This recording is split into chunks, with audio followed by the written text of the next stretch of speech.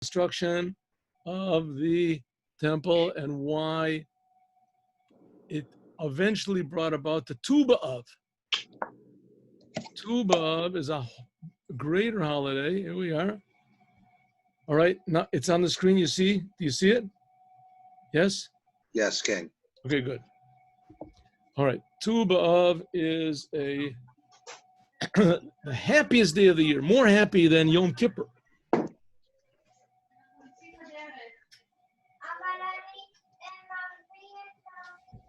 Tu B'Av, happier than Yom Kippur. Worst day of the year is Tisha B'Av. Best day of the year is 6 days later on Tu B'Av.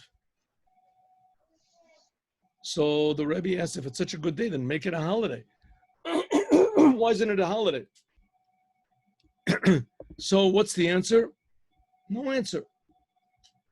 Now, what's so special about this day, Tu B'Av? So list these like 5 things that happened that, you know, they let the people in the wandering in the desert, they stopped dying, and they let the dead of Beitar get buried, and the Jews could marry one tribe to another. Benjamin got accepted back into the tribe, Jewish people, and what is it, Hoshea, the last king of Israel, he took away the guards so people go down to the base of Mikdash. Okay, these are very nice things, no doubt about it, but it's not, you know, holiday material. And certainly nothing greater than Yom Kippur, I mean, then Pesach, Simchas Torah. What about Purim? These are really happy holidays. What's there to be so happy about over here? So it's not only to be happy. This is the happiest holiday of the year. Lo hayu. Let's go back to the beginning. Here we go. Lo hayu yamim tovim liYisrael. There were no happier days for the Jewish people like the 15th of Av and Yom Kippur. Where does this come from? It comes from a Mishnah in Tainit, in Tractate Tainit, which Tainit generally is speaking about not such good things. Tainit are fasts because he used to fast. And the main subject is fasts that were made because rain didn't come down, and rain didn't come down because the Jewish people weren't acting properly. It's generally such not positive stuff. And here we have in the middle of this tractate the happiest holiday of the year, which is what? Tu B'Av.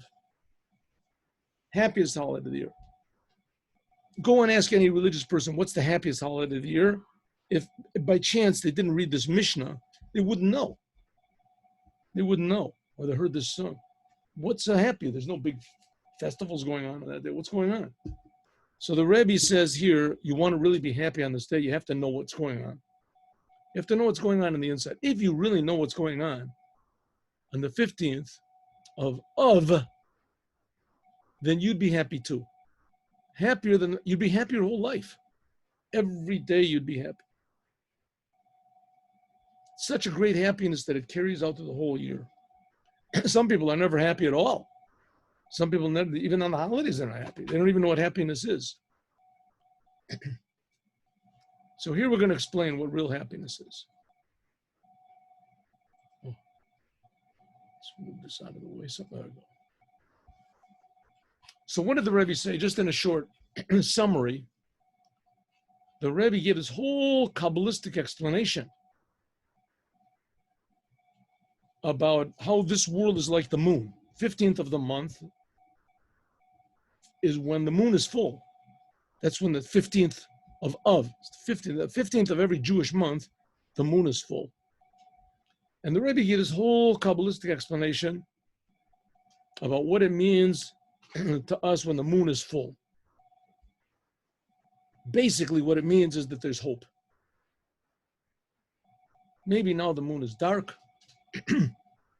Don't worry about it. The moon will be full. And you don't even know what full is. You don't even, it's going to be something else. Moon is going to be full. Says, okay, but that happens every month. Every month the moon is full on the 15th. And also the holiday of Pesach and Sukkot, which are happy holidays. Moadim l'simcha. That also falls on the 15th. So what's this 15th of Av There's not even a holiday. How can that be more happy? What's there to be happy about? What does it mean to be happy at all? What is it happy? Even on Pesach, what does it mean to be happy? So the Rebbe says, okay, listen, we're talking about God over here. We're talking about God. And we're talking about how infinitely close God is to us. And we're going to see in the end that that's not good enough. There's something much even better than that. But how infinitely close God is to us, he creates us constantly, intentionally. And he creates us from love. That's what Jewish people believe. Huh? It has definitely not been scientifically proven. There's no instrument, some sort of a, what do you want to call it? Elohim scope or something like that. Some sort of a godly vessel you can use to look at God. But the Rebbe says the fact is there is such a vessel. And what is that? That's the Jewish soul. And you have to get directed properly. That's what Chassidic does in learning Torah. Okay, very nice to say, but let's see what we can do here. So the Rebbe gives this whole Kabbalistic explanation about what is this world. This world is like two halves of the moon. The upper half, which is always lit, that is like heaven, Gan Eden. The upper half of this world, that's like heaven, where God is always revealed up there. It's always a revelation of God. Maybe not the highest revelation, but it's infinitely higher than here. Certain feeling of God, like it says, we start off prayers in the morning. Power and joy is where God is revealed, in God's place of heaven. Ooh, everything's really happy up there,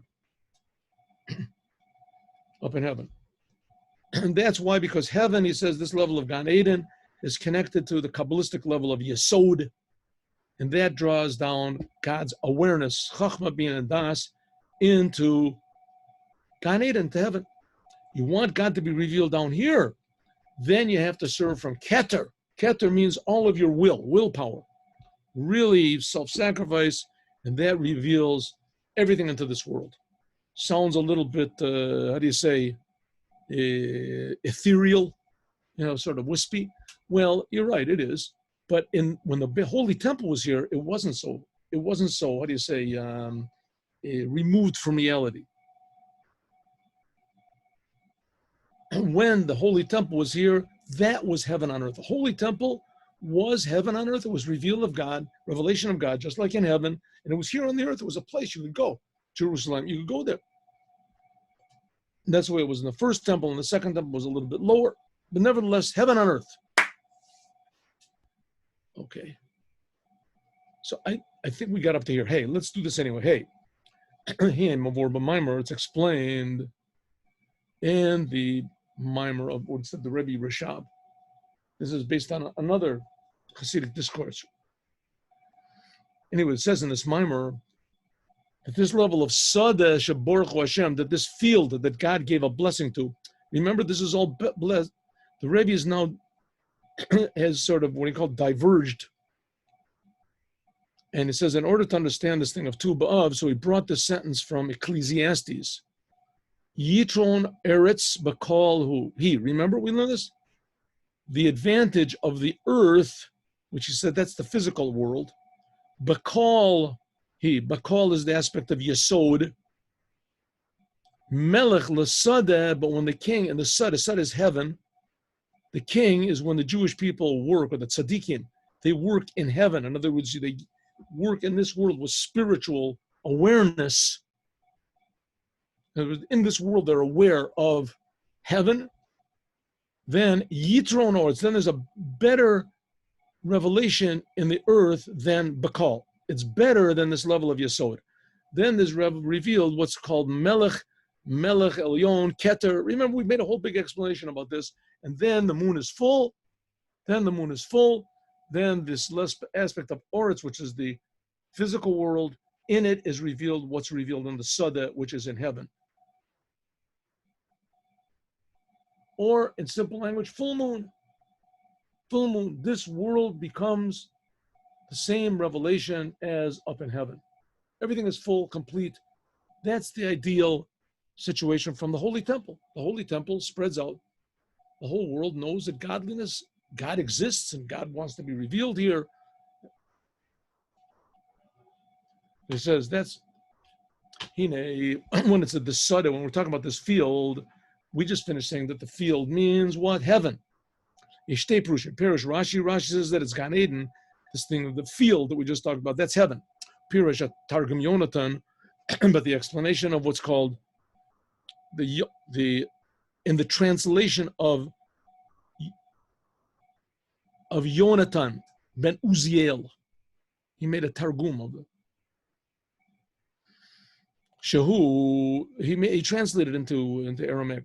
Shehu Beit HaMikdash. It said that it's this sadeh, this feeling, this field is, according to Rashi, heaven, and the field is talking about the Holy Temple. Comes like it's explained in many places. The Holy Temple is like heaven. The Holy Temple is a revelation of God in the world. The revelation of the Creator in His creation. Just like Gan Eden, just like in heaven, Yesh Te Madregos, there's two levels. Gan Eden, heaven, Mitzad Atzmo, on its own, and Tosfot, and the addition of light, which is drawn down by means of Avoda. By means of Avoda, that's what we said. When the Sada, Melech Basada Ne'avad, when the field is worked on, in other words, when tzaddikim in this world work, they have an awareness of heaven. In this world, they work. There's a tremendous revelation. Similarly, it was in the Holy Temple. The nose of Al Gilui, that in addition to the fact that in the Holy Temple, on its own, the Holy Temple was something amazing, right? But nevertheless, that's like the Holy of Holies. There was the Aron HaKodesh. You don't get that every day. There's no place in the world that has the tablets there, the revelation of God. But you step in there any time of the year except for Yom Kippur, you get killed. Maybe nowadays in the streets of Chicago you get killed, but not for the same reason, right? Not for the same reason, not because there's a revelation of God. In the Holy of Holies, the revelation of God was so good, it was so great. It was like putting 1,000,000 watts into whatever it is, a 5-watt transformer, volt, whatever. It was just too much good, too much life. That was what was in the Holy of Holies. Revealed God, heaven in the world. Usually in order to get ahead and go to heaven, you got to die. The Holy of Holies was a revelation of God in the world. But when there was working, avoda in Beit HaMikdash, avoda takarbonis, when they served God with the sacrifices in the Holy Temple, and anybody who has question about, come on, what's the sacrifice? Killing animals is going to get you closer to God. So the answer is, you're 100% right. It doesn't really make any sense. It also doesn't make any sense to any of the commandments. You put on a couple of boxes on your arm. This gets you closer to God. You keep Shabbos. It comes in exactly this time. Goes out at that exactly. That makes you closer to God. All the commandments make no sense. God really cares about what you do. God decided that He wanted there to be sacrifices. There's a lot of explanations about them. It's a very deep Kabbalistic thing. But nevertheless, that is really called service of God. And we didn't really serve God that we were supposed to in the temple. In the third temple, there really is. In any case, by means of the sacrifices that were in the Holy Temple, which the sacrifices are simply serving God, doing what God wants and not necessarily what you want. And even better, that you want to do what God wants.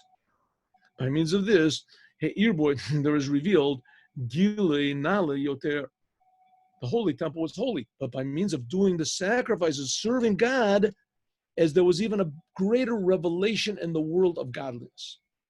What happens when there's a great revelation of godliness? What happens, right? If it's a revelation of godliness that's fitting to the world, then the world is healthy. Like a person who's sick and he becomes healthy. What happens when he's healthy? He's himself. All of his potential can be revealed.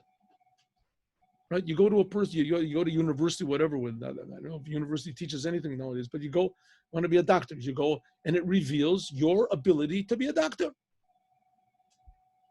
right? It teaches you maybe new things, but the ability was there. You bring it up. The same thing. When God is revealed in the world, it reveals your ability to be a human being, to have love, to have awe, to react, to be positive in all situations, to improve the world, to appreciate the world. And as the world becomes the way it's supposed to be, until we can really start to appreciate not only the world, but also the creator of the world. God is revealed in the world doesn't mean all of a sudden there's this big bright light and everybody comes like lobotomized and they're all walking around with this sort of idiotic smile on their faces all the time. No, exactly the opposite. Revelation of God in the world activates everyone, makes everyone dynamic, positive. And when the Jewish people were serving God, that's the Jewish people, the chosen people, right? Were chosen to make this happen. When the Jewish people did what God said in the Holy Temple, then there was a higher revelation than even the Holy Temple itself. Like it says in the Mimor, when it says that the moon was complete, when is the moon complete? Like we said before, when is it more than just this level of yesod that reveals heaven? And this is by means of avoda b'sadeh, by the melech b'sadeh nevad, when the tzaddikim, which is everybody, even me and you potentially, when we get a little feeling of the spirituality and we serve God with this spirituality in mind. In other words, we feel heaven on earth a little bit. What's heaven on earth? Revelation of the Creator. When we feel the Creator and we do what God wants in the world, then that's called working in the field. And that makes a higher revelation. So therefore, moving, it's understood to kamoke. And so it is also, if we said that the Holy Temple is also the same thing as heaven, the same thing as when Jews work in the Holy Temple. In the kaima seva, this is the whole topic of kaima siora, that there exists the moon b'shlei musa, complete. That's when the moon comes complete. Oh, I forgot my pointer, my beloved pointer. Here we go. Then the moon becomes complete. When is this? By means of service, besada. We said, so it is also in the Beit HaMikdash in the Holy Temple that this whole idea of kaima sira b'shlei musa, that the moon is full. What does it mean the moon is full? That God is revealed not just in the high part, on the other side of the moon in heaven, but he's revealed also in this world. This world is also illuminated. This was caused by the Holy Temple, mitzad atzmo. It's a higher revelation than was in the Holy Temple on its own.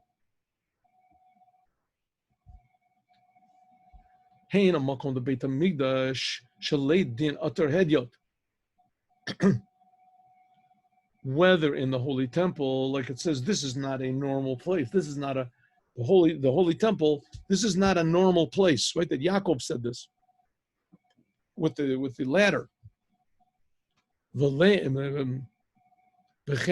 And also, what is it?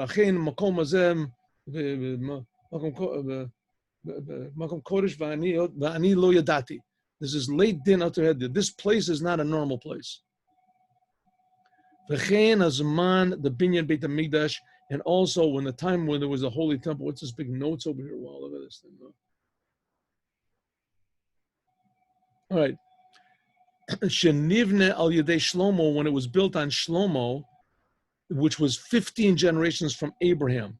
When the Holy Temple was built, it says then Kaima Siyara de Shlemusa. Says the moon was complete even before they started working. This says the moon was complete then. Says the Rabbi, right. There's all sorts of different levels of completion. The world without the Holy Temple is terrible. It's dark. When the Holy Temple is built, even if nobody works in it, it says then there's revelation of God in the world. This is something like the revelation in heaven on its own. So that, like we said before, that's the field. The fact that after you die, you can see God and feel God, that's also no small thing. At least we know God exists. The Iker Kaima, but that's not the main thing of the full moon. The main thing of the full moon that was in the Beit HaMikdash is when they turned it on, when they started working, Al Yedei Avoda Beit HaMikdash. Huh? Like somebody brings up a sports car you always wanted, the sports car, right? A Harley Davidson motorcycle. Oh, the guy wants it. He comes and he looks at it. It's a present. Oh, he's crying. They say, you think this is something? Wait till you turn it on and start riding it. Then you'll see. Same thing, the Beit HaMikdash, Lahavdil. Look at this, the Beit HaMikdash has built the Holy Temple. This is what we wanted. The Jewish people come running from all over the world to see the Holy Temple. Why see the Holy? Because that's the only place you can really serve God. What's the whole idea of all the Jews coming to the land of Israel? The Jews come to the land of Israel because that's what a Jew is. He wants to serve God. Jews don't want to have political, whatever it is, sovereignty, or to be, protected a country of their own, and we're going to be a nation with an army. These are all nice things. But that's not what's going to draw the Jews to Israel. What's going to draw the Jews to Israel is one thing alone, and that is Beit HaMikdash, the Holy Temple. Why? Because in the Holy Temple, every Jew will have a chance to serve the Creator. You'll feel your responsibility. It'll activate all the Jews, the Holy Temple. When you see the Holy Temple, it makes you feel, wow, I have a tremendous obligation to fix the world, and now I can do it. Holy Temple, I can do the commandments. More commandments. That's what's called avodah, service in the Holy Temple. By means of this, there's drawn down an extra light, which is above creation. That's what's called melech l'sada nevad. Okay, so far we have over here 3 different types of states of existence of the world. Like the moon, a dark moon, totally dark, black. Right, that's like the level of exile, no Holy Temple. Then we have the moon that it's half, heaven.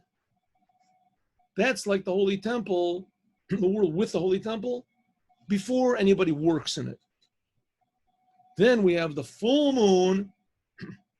Right, this is presupposing that an empty moon means that only half is lit, and a full moon means the whole entire thing is lit, both sides, which I think according to science, it doesn't work that way. But never, that's what we're talking about. The full moon is supposed to be, represent that both sides are lit. So the analogy breaks down maybe a little bit, but okay. So we have no light on the moon. Then we have a moon is lit the one half. That's like heaven and earth. And then we have, that's like when the Holy Temple is, let's say, here. And then we have service in the Holy Temple. That lights up the whole entire business. That lights up the whole thing. That's a full moon. Well, that happens every month. We still have not answered our question about, so what's so great about Tu B'Av, 15th of Av? What's it? Be patient.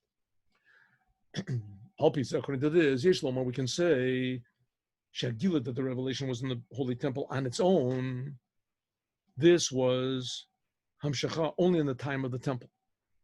Like it says in the Mimor, Shachiluk between the time of the temple and the time when there was Gullus, exile. This is something like the difference between Chetzi Keter Elyon, between the upper part of the moon, the Chetzi Keter Tachton Shabo, and the lower part of it. When there's exile, everything is dark. Everything is like the bottom part. Lochi, and therefore, since the revelation that was in the Holy Temple on its own, this was a limited light. Shemeir, that shined, Rak Badarga the Malchut, only from this level of Malchut that receives from Zeranpin. Remember, we had the picture over here? Chetzi Kader Elyon, Melavana. Let's see, can I make this picture? Where we got? Here we go. 1 second. Oh, remember we have this picture over here. Let's see. I know this is not very sophisticated, but you want to learn Kabbalah, you have to suffer. Here we go. So what do we have now? We had, this is the world. It's like the moon. We have the lower part of the world, that's the earth. We have the upper part of the world, that is Gan Eden. That's like heaven. So this is like Gullus. This is like the time of exile. In the time of exile, we have godliness is only revealed half, or it's not revealed at all. In any case, however it is, this part, the earth, is totally dark. Oh, let's go back. Oh, 1 second, 1 minute. Turn it around here.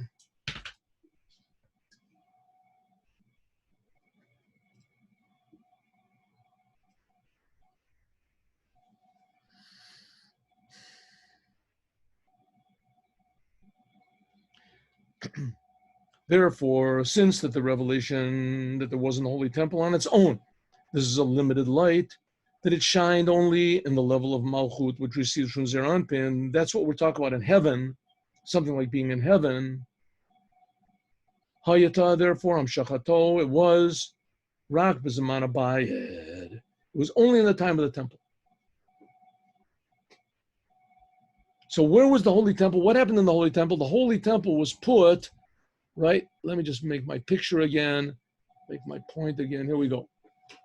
The holy temple was here in this part of the world, here. The lower part, that's where the holy temple was. Therefore, it finished. We said the upper part is a revelation of what we call the upper three sphirot of God, God's intellect. And this part here, at best, there's only a revelation of the lower part, these sphirot. The world was made in 6 days. That a little bit is revealed here, right? At best, when the holy temple is here. But, says the Rebbe, that's not what we want, is it?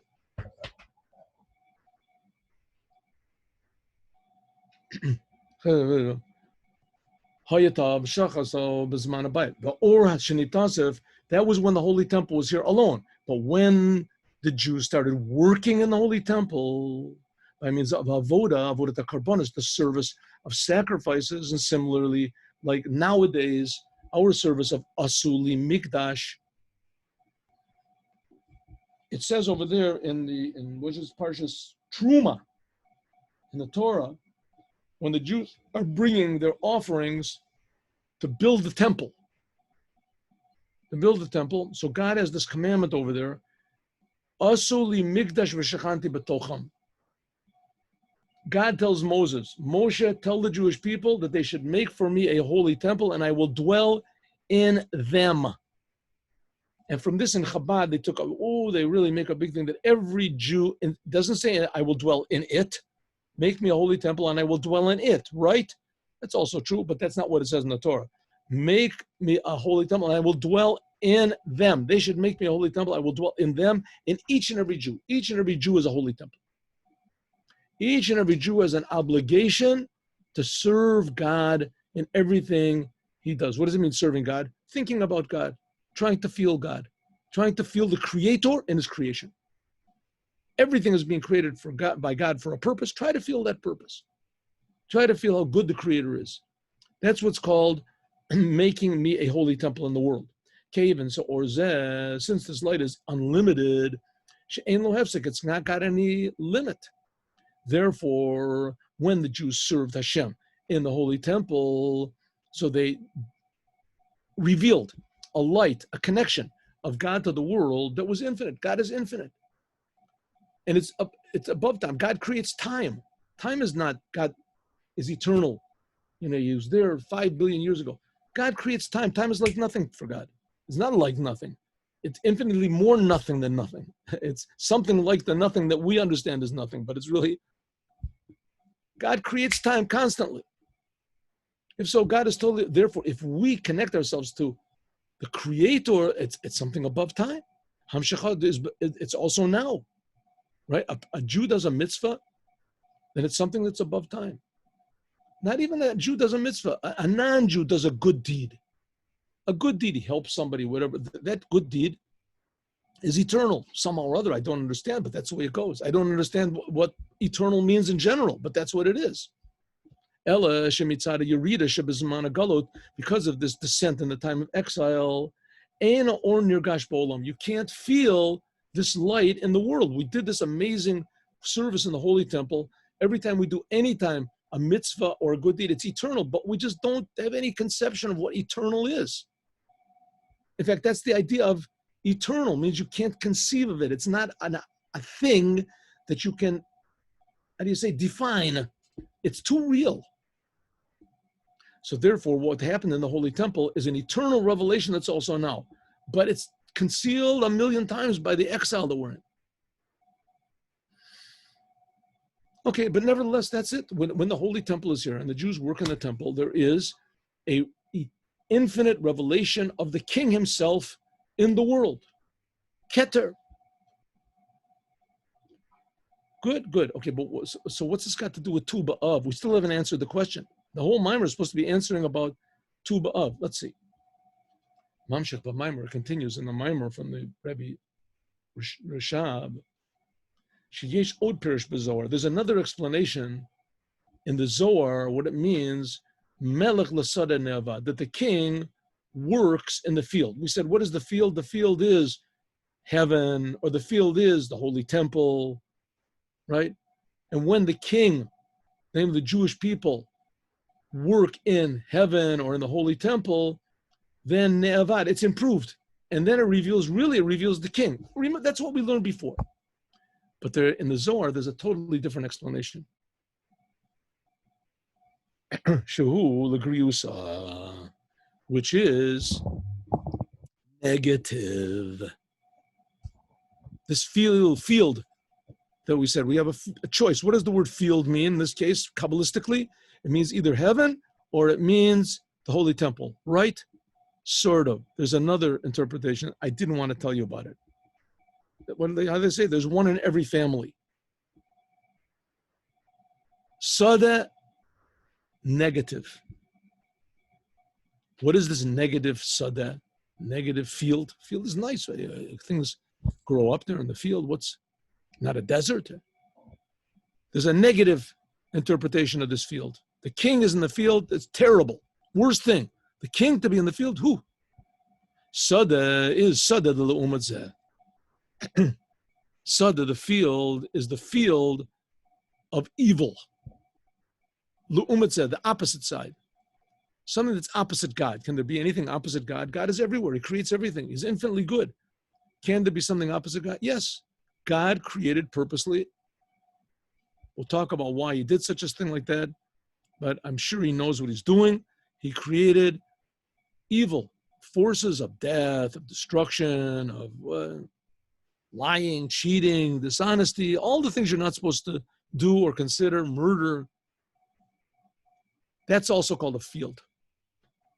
Like there's a pasuk in the Torah that says that if a woman is raped in a field and she screams out for help, well, nobody's going to hear her. So a woman that's raped in the field, you can't hold her accountable that maybe she sort of participated in this, maybe she's lying. If it's in a city, she should have yelled out. But in a field, what's going to help? That's the field of the opposite. But Sadeh Matza'ah.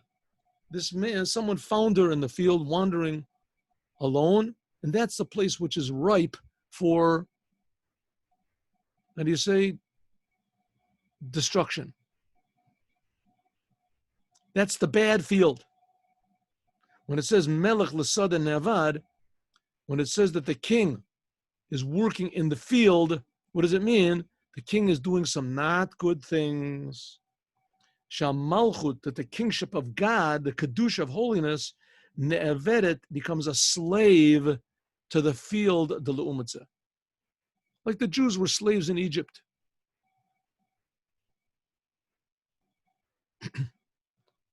I mean, I've had the opportunity to speak to people who are addicts, drug addicts, more alcoholics, people that are addicted to violence, people addicted.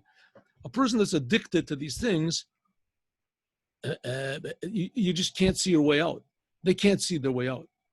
Addiction is not like somebody does something and he wants to, he's making mistakes. He had bad friends. He had this. Get him out of his friends, give him a stern warning, and, give him a little jail time, and suddenly he realizes I was wrong. A person that's an addict, he's trapped. He'll lie, he'll cheat. Addicts are all liars.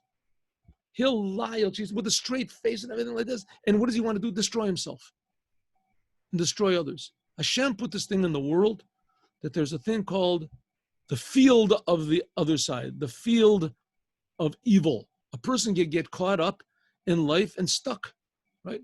Do we see this? That's all we see. That's all we see. The whole entire time of Gullus, everyone is addicted. We can't see any way out. We're addicted to ourselves. We're addicted to negativity. That's exile. No God. Yesh Lomar, we can say the Zeh will perish. That's what it means. The Melech, the sudden Nevad, that the king is a slave to the field. This comes after what it says that the Melech Basada in the Zohar. It gives this third explanation of the king being enslaved in the field. It gives this third explanation after the first two. The first two, we said that the king is in the field, is talking about the field is either Gan Eden, heaven, working in spiritual things, or the holy temple.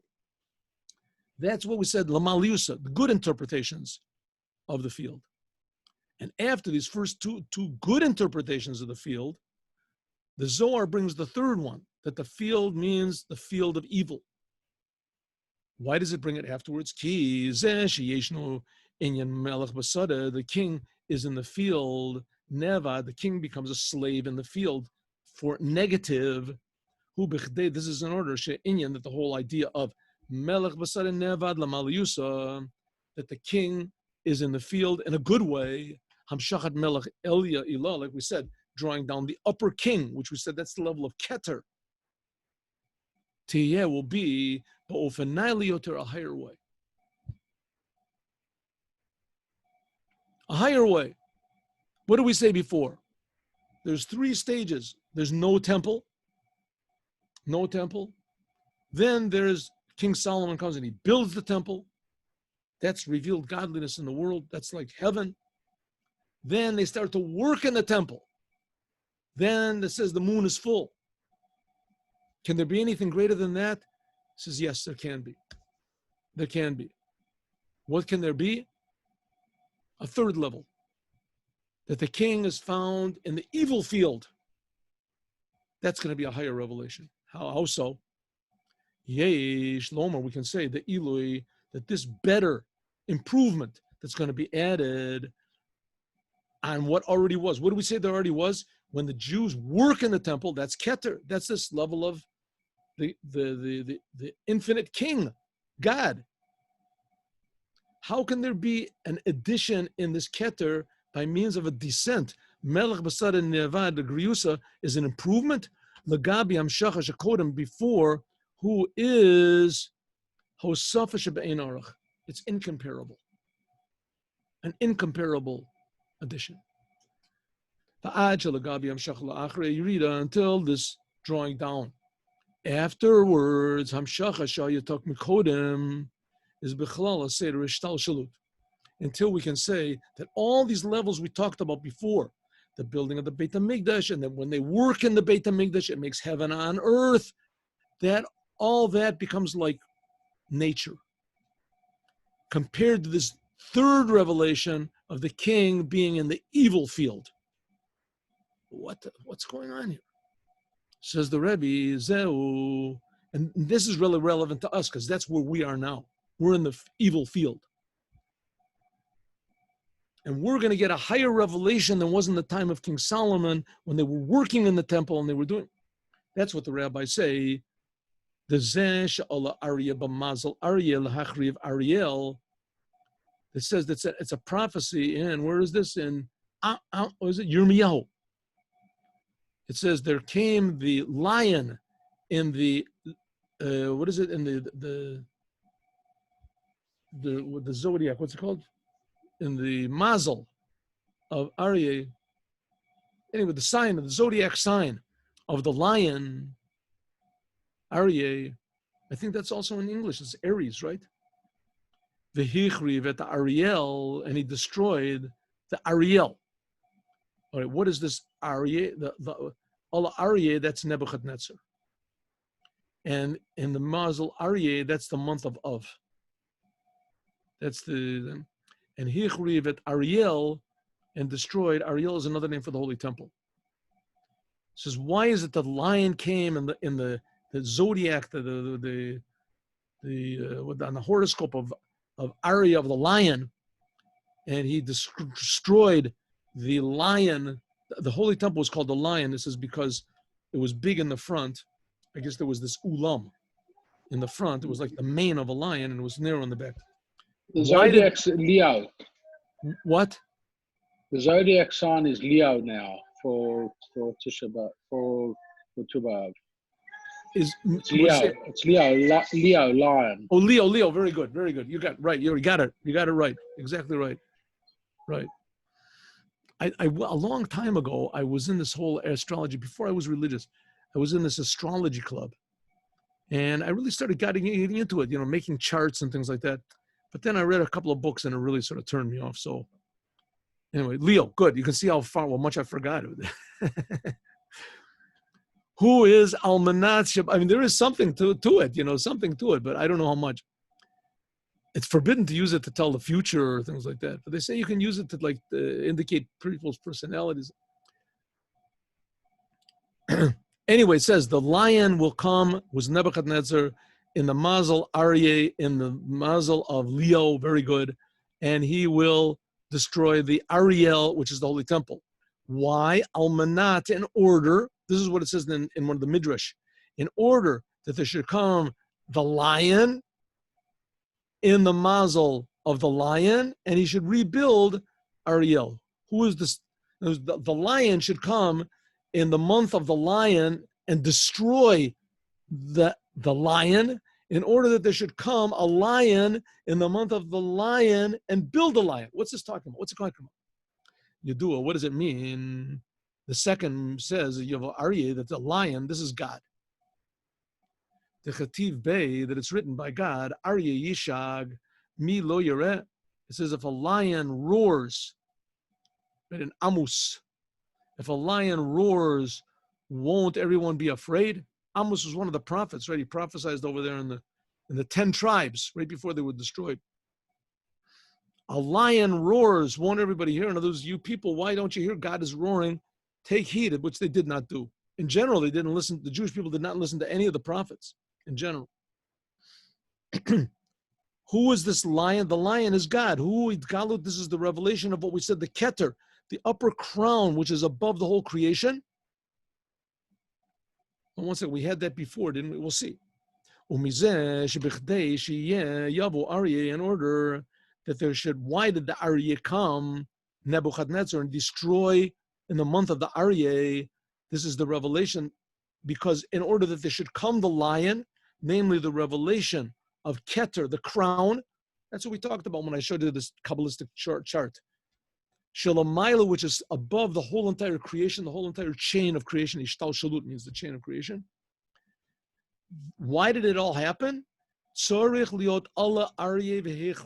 order for this to happen, it had to be first that the Aryeh came and destroyed Ariel. In order for the essence of God to be revealed in this world, which is now, there had to first of all come Nebuchadnezzar, Lahavdil, and destroy the holy temple. Even though that we said that the king works in the field in a positive way, existed before. I don't understand. I mean, we had the holy temple. There was work in the holy temple. We just explained in the 6 previous paragraphs why that's the whole story. The holy temple was like heaven. And when they worked in the holy temple, that was heaven on earth. That we said that the king himself was revealed. The crown, the keter, chachma, bin, and dat, it was all revealed in this world. That's it. There's nothing greater than that. Says the Rebbe said, that's what you think. By means of the destruction of the temple. How could there be such a destruction? Listen, have patience. By means of the destruction of the temple. Don't say it. Let me finish.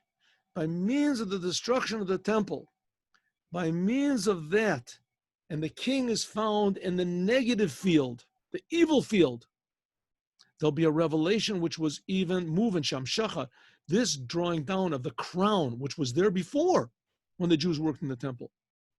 It'll be Hamshacha, this crown of God that was before, legabi, compared to the hamshacha, compared to this revelation of God, which is going to be afterwards in the third temple, that this is not even going to be a miracle anymore. It'll be considered part of nature. It was all the revelations we had before when King Solomon was there and there was the revelation of God. The moon was full and this working in the temple. The whole world knew that there was such a thing as God and there was a creator. The Jewish people were God's chosen. The world was wonderful. All the potential was revealed. Absolutely nothing compared to how it's going to be after the third temple. Absolutely nothing. To the degree where that's going to be considered to be normal.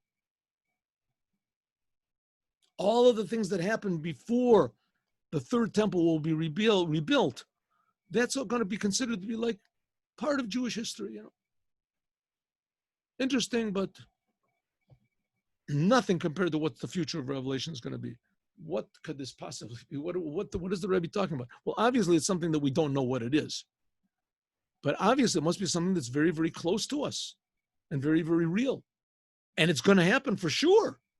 This is not a science fiction book, right? A religious fiction book. This is talking about what really is going to be. And even more, it's talking about what is already. It's just not revealed. Does this make any sense? Definitely not. Is it true? 100%. We have no idea what a Jew is. No idea. We have no idea what the commandments do. We have no idea what God is, and we don't even have any idea what this world is.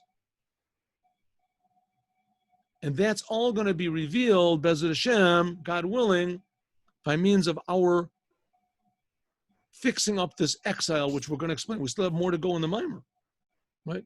So stay tuned in to know how to make a perfect world. I have a question. What do you, I don't understand what you mean by it doesn't make any sense. Kind of all makes sense. Listen, what do you we mean? were expecting a change in the fabric of reality with the... Yes, but what's going to be, yes, 100%. But what's going to be in the fabric of reality, the change is something that's completely incomprehensible. Even more, listen, why talk about that? Heaven. What happens after a person dies and he goes to heaven? Do we have any idea? No idea whatsoever. No idea whatsoever. We don't know what it is, right? It's a thing that's completely beyond the perception, the experience of any human being in the world. That's why we have, like, the prophets came down and they explained, you know, if you read like the prophecies of Isaiah, where he saw these angels going up, and this is like more than science fiction. There's these science fiction books about, you know, men come from Mars and stuff like this. And there was, you know, all sorts of different, I remember, I really wasn't into science fiction so much, but I remember I read like the first couple pages, or maybe I paged through, that there was this interstellestial war with these other creations that they used vibrations from music in order to this, and they were that. Okay, all this stuff is somehow or other within, you know, it's just extrapolated from our experience. And you just say things to make it sort of like, you know, weird. But you read what Isaiah really saw. He saw these angels, they're burning up and they're singing. And it says, explains in the Gemara that an angel is 3 times as big as the universe. One angel is 3 times as big as the universe. There's another opinion, a more modern opinion, that says every angel is only 1/3 as big as the universe. Okay. In any case, it says, you know how many angels there are? It says, well, there are, tens of thousands of angels in every group of angels. It says, Elef Alafim, Reva Revavon, Sharshuni. It says so let's say there's 1 million angels in every group. So that's sort of limited. Yeah, it says, but the only thing is there's an unlimited number of groups. There's an unlimited groups of angels. So why did it have to tell us that there's 1 million in each group and that there's unlimited? I don't know what's going on here. That's talking about part of creation. Heaven is part of creation. And we have absolutely no idea what's going on. It's not a thing that you can understand, right? Leis machshava tefisa. But looking in the 2nd chapter of the Tanya, it says, right? Lo machshava sayim, machshava sechem, leis machshava. No thought can possibly grasp God. And over there, there's a footnote on the side. and says that what it says that no thought can grasp God, that's talking about how God encloses himself in Atzilus, which we can't grasp. But above Atzilus, it's stupid to say we can't grasp God. There's no, right? It's like saying you can't grasp mathematics with no matter how big a bag you've got, you can't grasp mathematics. That shows you how big it is. It's ridiculous. Like asking an astronaut comes back and says, "Now, do you understand now higher mathematics? Higher mathematics." You understand? What type of a question? The reporter says, "I understand you were like 1,000 miles above the atmosphere. I understand you had trouble in mathematics when you were. Do you now understand higher mathematics as you went up higher?" This is you're nuts. It's the same thing with us saying that we can understand God with our mind. It's not the proper vessel. Understand? Not the proper vessel. And here we're talking about the godliness that was revealed in the Holy Temple. Right? That's nothing compared to the godliness that was revealed in the Holy Temple when they were working. We don't even understand what the godliness is at all. Right? When there was the Holy, then when they were working in the Holy Temple, that was the revelation of Keter. Oh. Keter, you know what Keter is? Maybe you don't, but I do. I have no idea what it means. I don't know what it means. The Rebbe said, understand, but it's not a thing. You understand? It's not a subject like any other subject. On one hand, it's super practical because this is God is creating us, and we're created in the image of God. So we have these things also inside of us. Every human being every Jew is a holy temple. Every Jew is a holy temple that we're working in. There's the revelation of God, like we said. Keter is revealed. Rabbi said, but this is nothing compared to what it's going to. This is something like the Mimor that we had about Eicha. Same thing we had about Eicha. Remember we said Badad means a very low thing, and Badad means a very high thing. Remember? That's the last Mimor we learned. You can go over it. Okay, rabbis, let us go to the Sicha of the Rebbe.